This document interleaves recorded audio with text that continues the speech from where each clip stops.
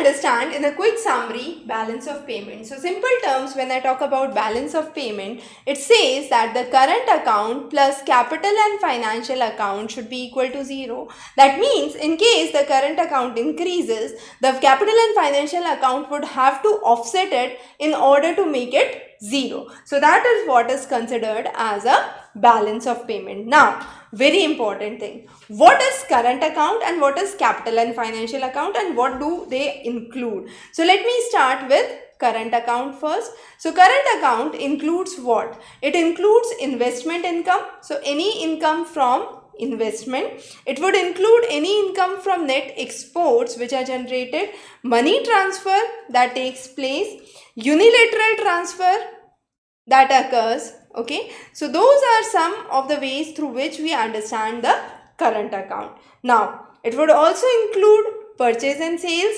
and it would also include the money that you have sent and received, so money transfer, right? What do we include in capital and financial account?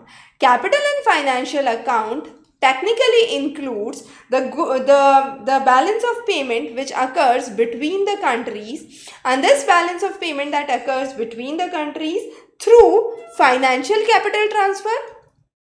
So it could be financial capital transfer, it could be foreign exchange transaction, so any kind of foreign exchange transaction or foreign direct investments would all be part of capital and financial accounts. Now, what would happen if the things are moving into the country? When the things are moving into the country, there is surplus, right? Or we also call it as inflow when they are moving inside.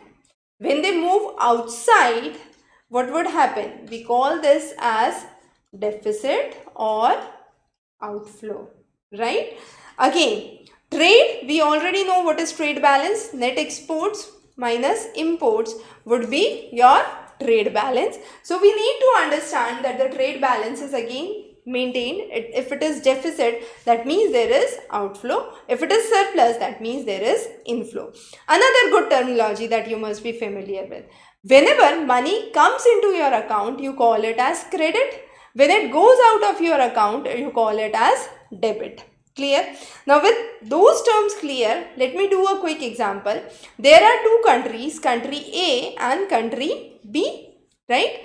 Now country B buys toys from country A. So B buys toys from country A, right? In this case, what would be the scenario? For B, whether it would be credit or debit, and for A, whether it would be credit or debit. Also, whether it would be a current account or a current capital or financial account, current account or capital or financial account. Since it's toys, it would be current account, right? So I remove the capital and financial account. Now B is buying it. So for B, what would happen? For B, the money is going outside, so there is debit. But it is buying from A, so money is coming in A, and therefore for A it is credit. Now let me take another example. Let's say A buys real estate in B, in country B. Okay, so A is buying, first of all, it's real estate. So whether it is a current account or a capital and financial account, now in this case, it would be a capital and financial account. Now since A is buying it, so money is going outside from A to B. So for A, it would be debit.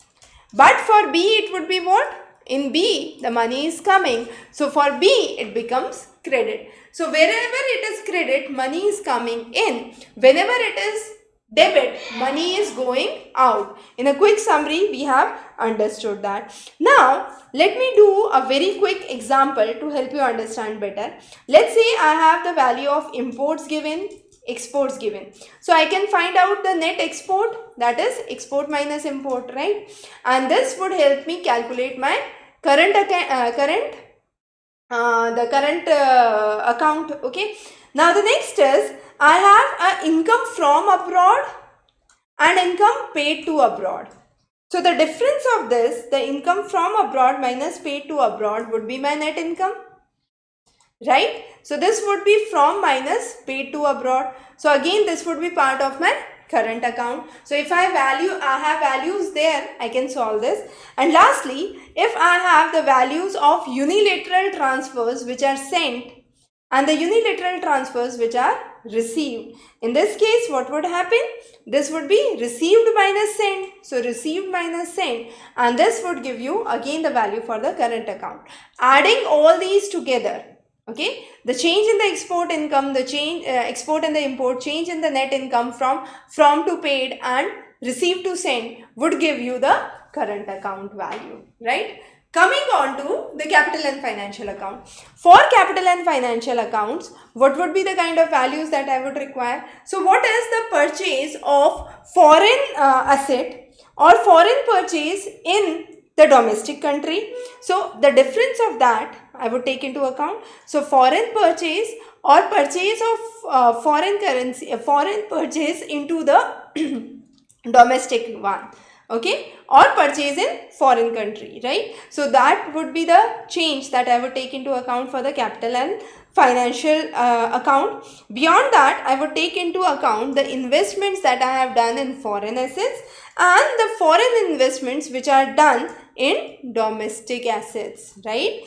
So difference of that again I would take into account, and this would give me the capital and financial account again, right? So this is how I calculate the values for the current account and the capital and financial account. And note again where we started, current account plus capital and financial account should give you 0. That means there has to be an offset. If current account increases, capital and financial account should decrease. So let's say I calculate this, I get my value as 500. No need to do the calculation for capital and financial account. It should be minus 500 because ultimately the net is 0. So the balance of payment remains 0.